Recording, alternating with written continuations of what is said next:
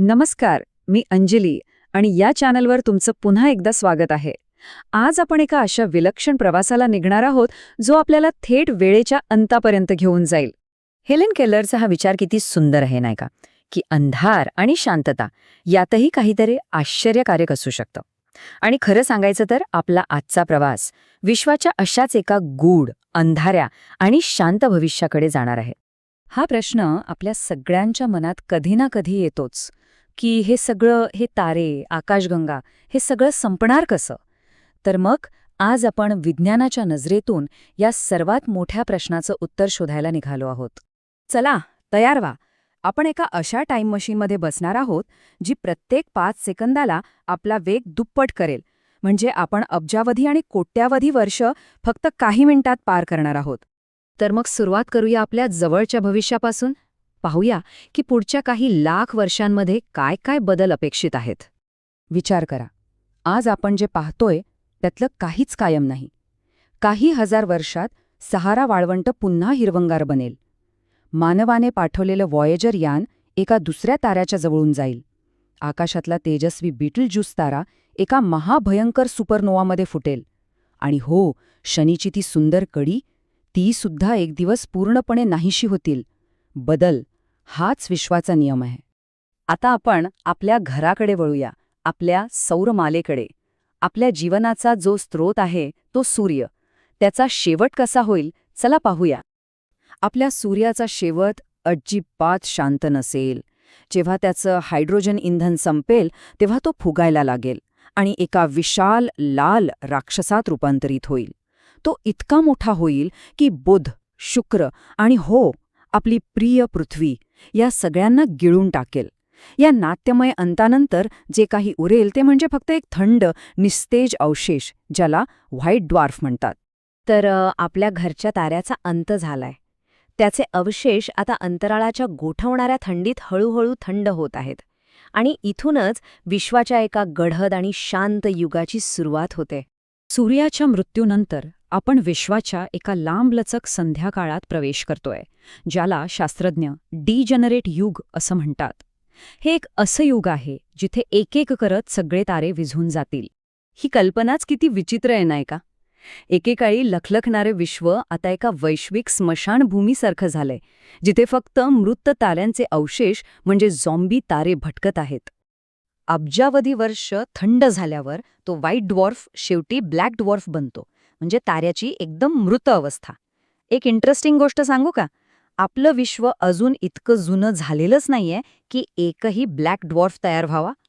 पण या अंधाऱ्या युगातही कधीतरी काहीतरी घडत राहतं. कधीकधी 2 न्यूट्रॉन तारे एकमेकांवर अदळून क्षणभर रोषणाई करतात, किंवा महाकाय कृष्णविवर काहीतरी गिळताना चमकतात. पण सर्वात धक्कादायक शक्यता आहे प्रोटॉनच्या विघटनाची. म्हणजे विश्वातलं सगळं काही, प्रत्येक कण स्वतःहून विरघळून जाऊ शकतो. आता विश्वात तारे नाहीत, काहीच नाही. राज्य आहे फक्त कृष्णविवरांचं. हे युग इतकं लांब आहे की त्यापुढे आतापर्यंतचा सर्व काळ म्हणजे डोळ्याची पापणी लावण्यासारखा होता. आपल्याला वाटतं की विश्व म्हणजे प्रकाश आणि जीवन, पण खरं तर ही फक्त एक छोटीशी अवस्था आहे. विश्वाचं खरं आणि दीर्घकाळ टिकणारं स्वरूप हे थंड, अंधारं आणि पूर्णपणे रिकामं आहे. आणि ते आपलं बहुतेक आयुष्य याच अवस्थेत घालवणार आहे.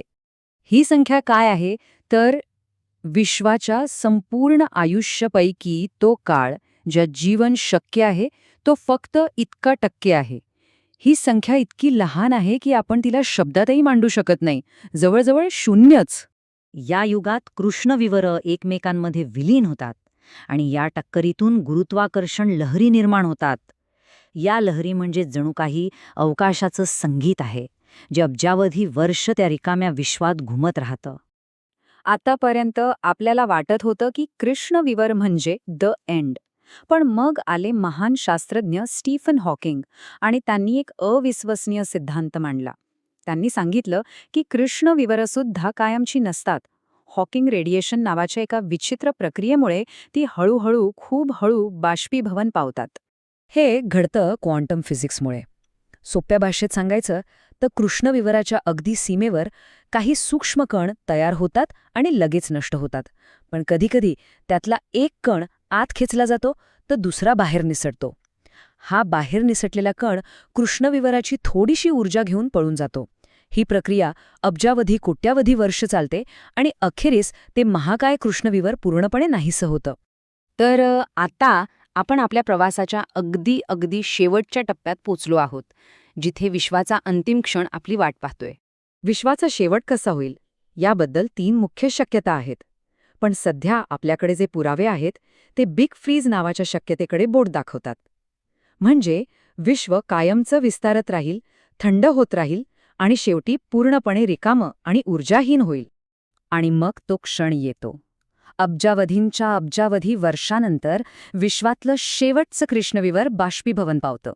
त्याच्या मृत्यूच्या स्फोटातून शेवटचा प्रकाश किरण बाहेर पडतो. आणि त्यानंतर फक्त शांतता. जेव्हा विश्वात कोणतीही घटना घडत नाही, सगळी ऊर्जा सारखी पसरलेली असते, तेव्हा बदल ही संकल्पनाच संपते. आणि जर काही बदलतच नसेल तर भूतकाळ, वर्तमानकाळ आणि भविष्यकाळात फरक तो काय? वेळेचा बाण थांबतो, वेळ थांबते, कारण वेळ मोजण्यासाठी काही उरलेलंच नसतं. ही आहे विश्वाची अंतिम, परिपूर्ण शांतता. पण ही खरंच अखेर आहे का? काही सिद्धांत असंही मानतात की एका विश्वाचा अंत हा दुसऱ्या विश्वाचा जन्म असू शकतो. कदाचित आपलं विश्व एका मोठ्या मल्टिवर्सचा भाग असेल, जिथे जन्म आणि मृत्यूचं हे चक्र अविरत चालू राहतं. काय माहीत? तर तुम्हाला हा प्रवास कसा वाटला? जर आवडला असेल तर लाईक बटन नक्की दाबा, आपल्या मित्रमैत्रिणींसोबत शेअर करा आणि अशाच आणखी प्रवासांसाठी सबस्क्राईब करायला विसरू नका. तुमचे विचार काय आहेत यावर खाली कमेंट्समध्ये नक्की सांगा. मी प्रत्येक कमेंट वाचते.